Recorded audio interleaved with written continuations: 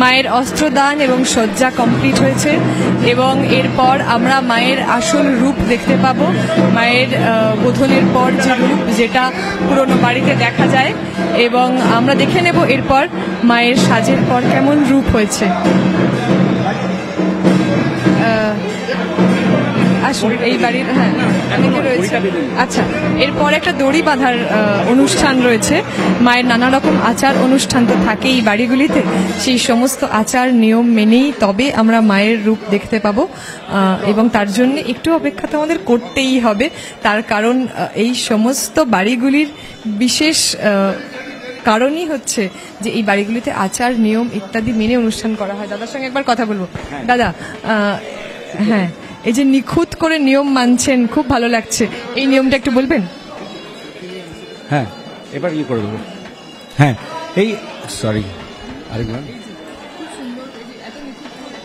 খুব নিখুঁত করে আচার নিয়ম যে মানছেন, এই নিয়মগুলো সম্বন্ধে আমাদের একটু বলবেন? নিয়মগুলো আমি বলবো আমার দাদু, হ্যাঁ, যে সিনিয়র মোস্ট, উনি বলবেন। হ্যাঁ, সব নিয়মগুলো যেহেতু জেনারেশন যাচ্ছে, he is the most senior most of our family. আমি চাইবো যে আমার দাদুই সব নিয়মগুলো আপনাদেরকে বলুক। হ্যাঁ, এখানে দেবীর বোধনের আগে, মানে দেবীর মুখ দেখতে পাওয়ার আগে আর কি কি নিয়ম বাকি আছে? নিয়ম মানার আগে আপনি এখানে দেখুন, বোধনটা অ্যাকচুয়ালি ওইদিকে হবে, ঠিক আছে? আপনি আগে দেখে নেবেন, তারপরে উই হ্যাভ সাম রিচুয়াল যেটা ওইখানে হবে, ঠিক আছে?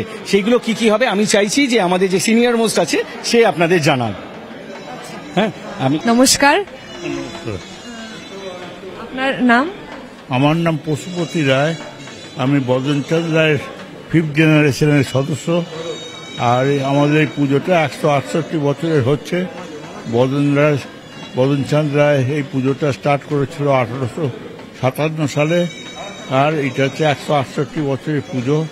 এখানে আমাদের সমস্ত আত্মীয় স্বজন, জ্ঞাতি বাড়ির সবাই আসে পুজো দর্শন করতে।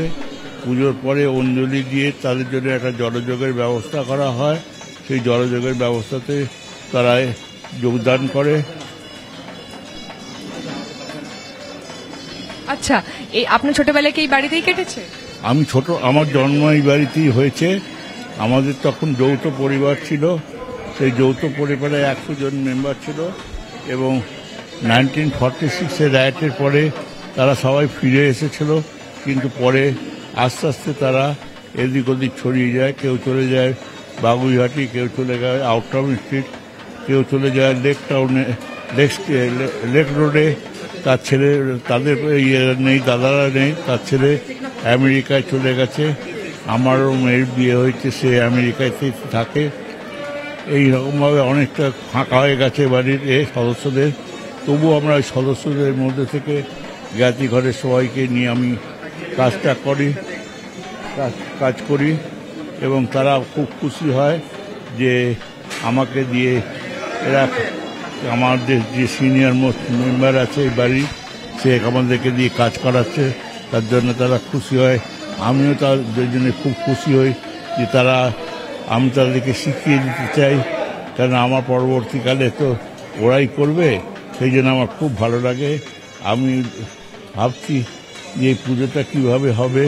আমার এক ভাইপো আছে সমীর রায়, ওর দৌলতে আমাদের এই পুজোটা সারা পৃথিবীময় ছড়িয়ে গেছে। এবং এখানে আমার একটা করে দিয়েছি, আমার সমস্ত ভাইপো ভাই এদেরকে আমরা ভার দিয়েছি, তুমি এই কাজটা দেখবে, তুমি এই কাজটা করবে। তারা আমার কথা। অসংখ্য ধন্যবাদ।